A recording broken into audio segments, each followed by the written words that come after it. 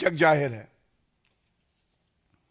अब यह कहना गलत नहीं होगा कि ये गांधी, नकली गांधी परिवार जो है, ये खानदानी भ्रष्ट और खानदानी चोर हैं।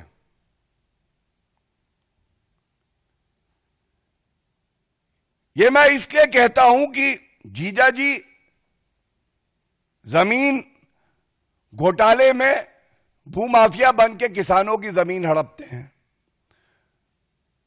नेता प्रतिपक्ष खुद राहुल गांधी का नाम नेशनल हेराल्ड घोटाले में आ रहा है।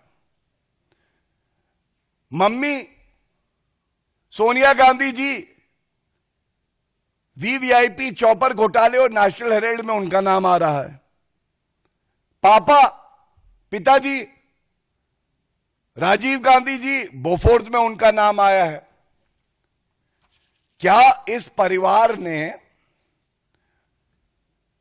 ये कसम खाई हुई है कि हम जहां जाएंगे भारत को, भारत के नागरिकों को और किसानों को लूटेंगे, उनकी जमीन हड़पेंगे? यह एक बड़ा सवाल सामने आता है। और बेशर्मी तो यह है कि कोई सवाल इनसे ना पूछे। हम सब जानते हैं एक दौर था जब कांग्रेस के शासन में जांच एजेंसी को, सीबीआई को पिंजरे का तोता सर्वोच्च न्यायालय ने बोला, क्योंकि उसका रिमोट कंट्रोल गांधी परिवार के पास था।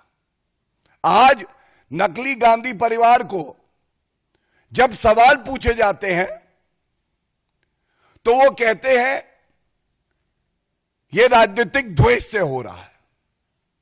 तो मैं ये जानकारी जरूर देना चाहूंगा, ये जो घोटाले मैंने बताए, इसमें समय समय पर,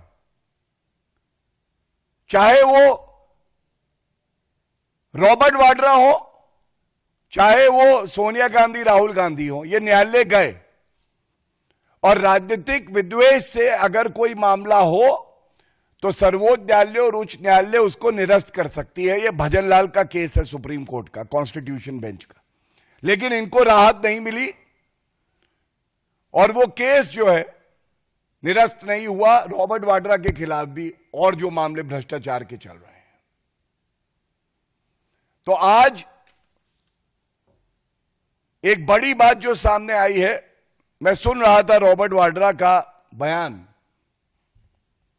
तो वो कह रहे थे कि क्योंकि मैं एक मास लीडर हूं इसलिए मुझे परेशान किया जा रहा है। तो यह कहना गलत नहीं होगा कि अपनी नजरों में और कांग्रेसियों की नजरों में, क्योंकि चाटुकार होते हैं जन्म से, रॉबर्ट वाड्रा एक मास लीडर हैं। लेकिन जनता की नजर में और किसानों की नजर में एक भूमाफिया है, बहुत बड़े भ्रष्टाचारी हैं, और यही वास्तविकता है। इससे आप